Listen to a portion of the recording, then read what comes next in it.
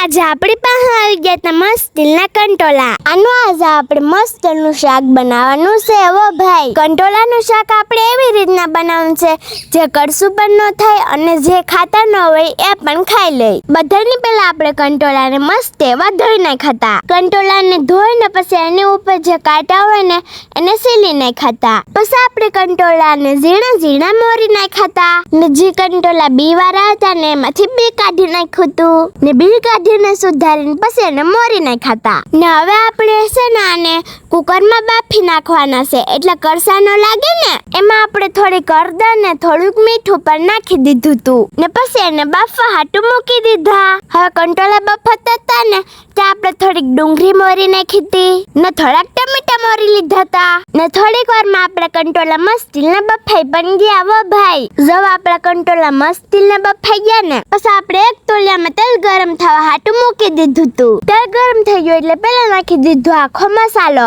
પછી નાખી દીધી આદુ લસણની પેસ્ટ ને પછી નાખી દીધી ડુંગળી ને પછી ડુંગળીને મસ્તીની ઘડીક વાર પાકવા દીધી હતી. ડુંગળી મસ્તીને પાકી ગઈ હતી ને પછી આપણે એમાં નાખી દીધા હતા ટમેટા. પછી ટમેટાને ઘડીક વાર પાકવા દીધા હતા ને પછી નાખી દીધા હતા એમાં કંટોલા ને પછી બધું મસ્ત મિક્સ કરી નાખ્યું. પછી એમાં થોડુંક મીઠું નાખ્યું, હળદર નાખી, ચટણી નાખી દીધી, ધાણા જીરું નાખ્યું ને પછી આપણે આ બધીને મસ્તનું મિક્સ કરી નાખ્યું હતું ને પછી નાખી દીધું હતું થોડુંક એટલું પાણી ને પછી ઘડીક વાર પાકવા દીધું હતું.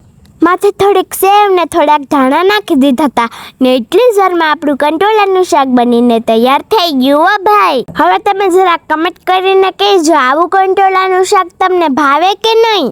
હા, રોજની જેમ તમે બધે વિડીયોને લાઈક કરી દેજો, શેર કરી દેજો અને નવા હોય તો અકાઉન્ટને ફોલો કરી દેજો. Bye bye, tech